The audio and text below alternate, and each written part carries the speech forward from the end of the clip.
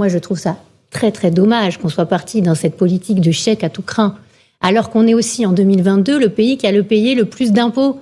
45,2% de taux de prélèvement obligatoire. On n'a jamais été aussi haut depuis les années 1990. Et c'est pas mes chiffres, c'est les chiffres de Bercy. Donc, il y a quelque chose qui ne va pas au pays de France. C'est qu'on fait des chèques à tout va et en même temps, on taxe.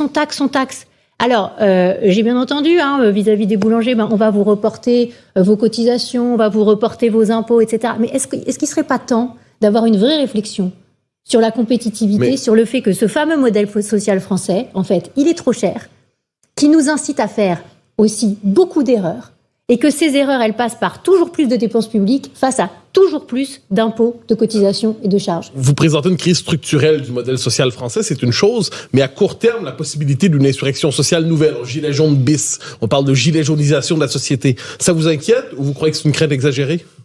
Écoutez, la gilet jaunisation, c'est aussi une question par rapport au ras-le-bol fiscal. Et ça, j'ai l'impression qu'on l'a oublié.